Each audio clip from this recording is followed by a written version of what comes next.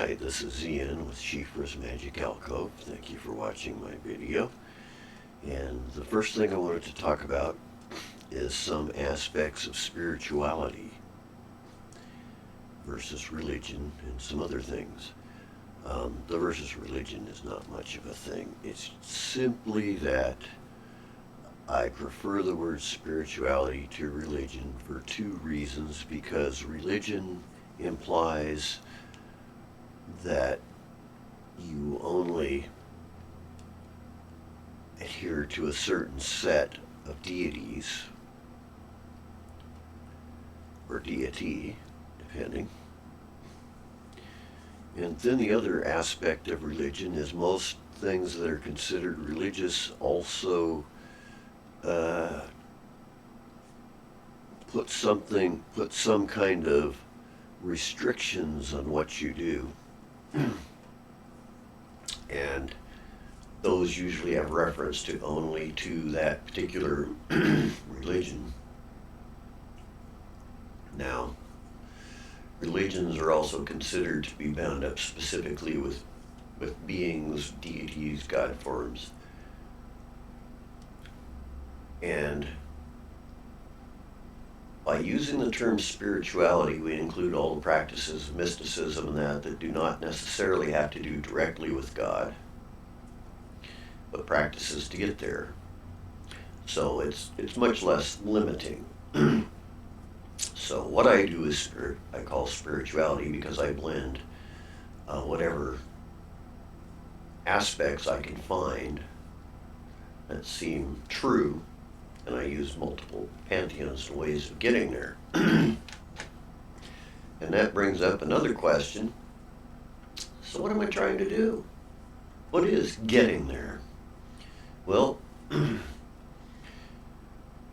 people have called it enlightenment, but what does that really mean? Most people really don't have a good idea of what enlightenment is, so they don't really know why they would seek it or might seek something out like it. So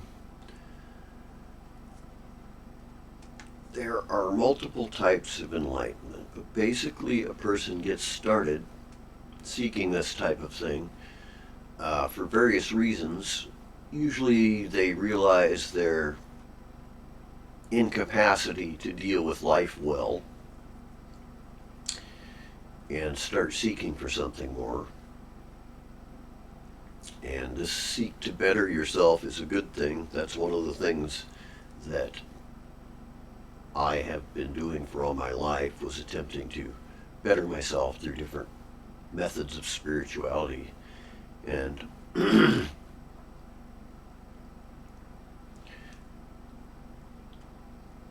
so while there are a lot of types of spirituality, and there is a lot of different enlightenments, or a lot of different things you have to go through to approach what's generally termed enlightenment. So what does that mean? There's one type of enlightenment that is common across many cultures and things. Various methods are used to reach that point, and what it is basically is that humanity in general has an ego complex, which is consisting of everything you've learned about our society, the things you've been taught as a child, all that stuff, and that hangs around in the background and hinders you. Most people think of themselves as what their life is. If they have a job as an optometrist, for example, they think, I am an optometrist, but that's not true. The minute you put yourself in a box like that, you call yourself this, you limit your options. Now, if you realize that you are a person that happens to be being an optometrist for a job at the moment, but you do not identify with that at all, okay, but most people identify with their stuff. and you have a false ego, a false personality, I should say, even within you. It's natural, but it doesn't have to be so. And there are various means you can get rid of this false personality. But then you're there, you've relied on this false personality your whole life, then what do? Well, it's a whole new rebuilding situation. Um, this can come about accidentally, as happened to Eckhart Tolle, who got to such a point that he hated his artificial personality so much, so he didn't know this was what was going on at the time, I believe, that it disintegrated and he lost it and he became enlightened in that sense. You're not really losing anything when this false personality dissolves, because the only thing you actually lose is an illusion anyway. And this aspect of enlightenment I know is feasible and actually happens. It's been discussed for many years, and there are many different systems of going about it. Zen is one that can lead to this type of enlightenment. You really don't want to have it happen to you accidentally, because usually if it does, the person is not really totally prepared for it, and it can seem to the person like total destruction of themselves, because they're hanging on to all these false things. So while it's an illusion, having all of your illusions stripped away from you is a very painful process and can damage some people seriously. So it can be dangerous if you try to go about it all at once, or if something happens to you accidentally and it blasts you all at once. And this is what many aspects of Hermetic magic have called crossing the abyss. And basically it's a type of insanity, because you find you can no longer rely on all of the things you relied on to support you, or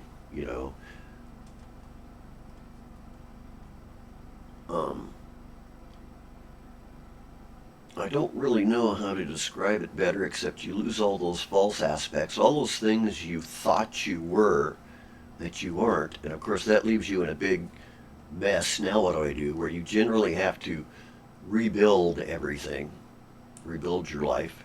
If it happens accidentally, especially, it usually destroys people's lives.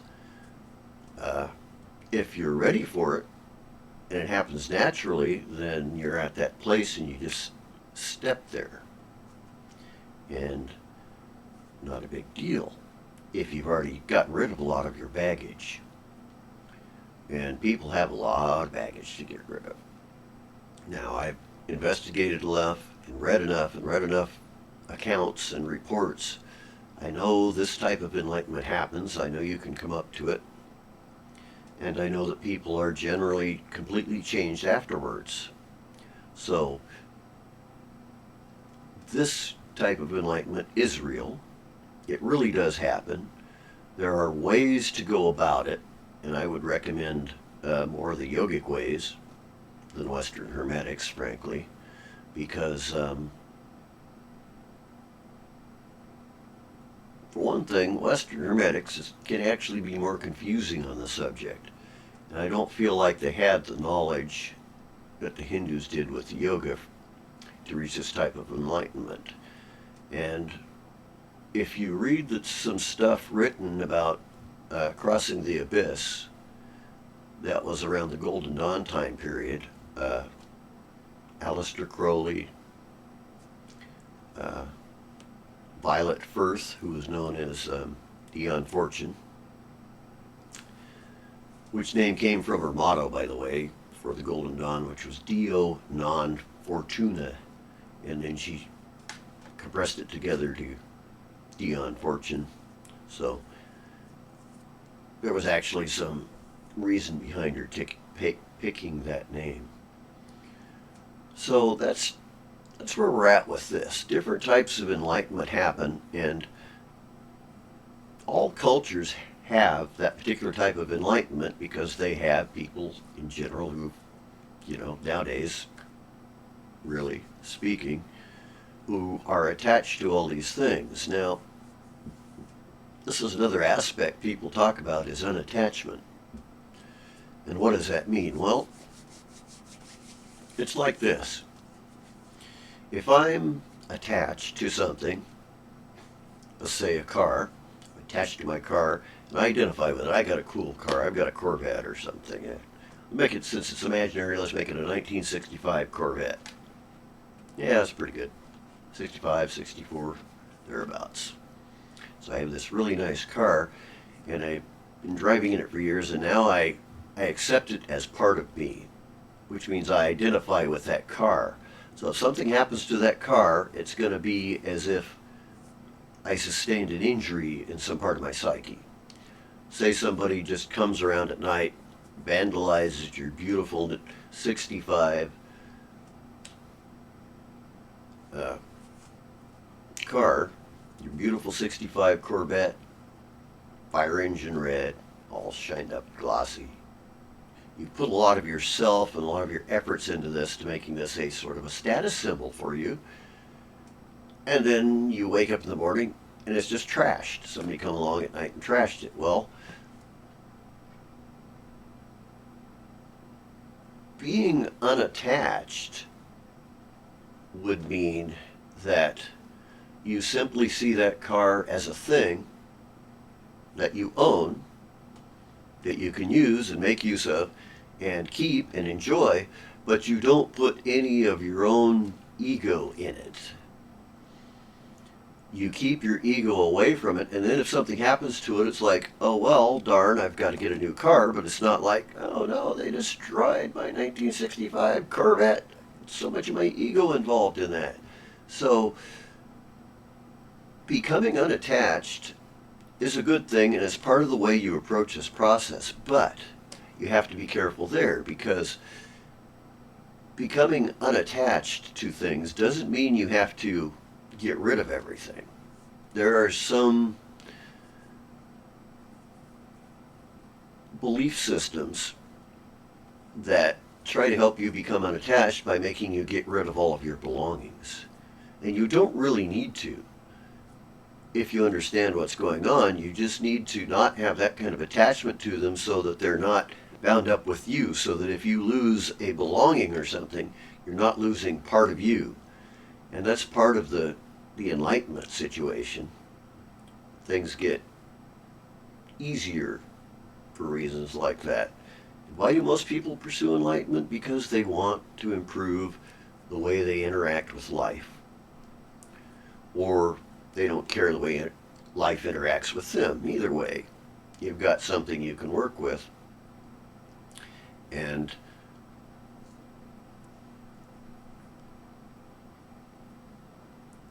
there are many, many other types of enlightenments and things, but I think that particular one is the one that's most often mentioned and most often called enlightenment specifically. And that is what most people who actually know what enlightenment is, when they say enlightenment, that is mostly what they refer to. Though there are many, many other kinds, and there are enlightenments leading up to that point that usually need to take place before that can happen. And like I said, they named it Crossing the Abyss. It can be very, very unpleasant, uncomfortable, and people may go insane if they were to get forced into it, or what I would say, pushed into the abyss. It has to happen naturally in such a way that these things drop away from you. You're not forcing anything, you're not forcing yourself out of anything. the illusionary self drops away gradually and slowly, and that can also be painful. You have to be ready to let go of things. I think that's enough for this little video. I'll continue on this subject with various miscellaneous aspects of spirituality because, frankly, that's been my life. Spirituality I've been seeking for. And, you know, we're not going to focus on methods, and there is another reason for that because there are many, many methods that will work for people. We'll cover those in another video. Thank you for watching. This has been Siofra's Magic Alcove, and I am Ian. Thank you. And any questions you have, please ask. I will be glad to answer them. Blessed be.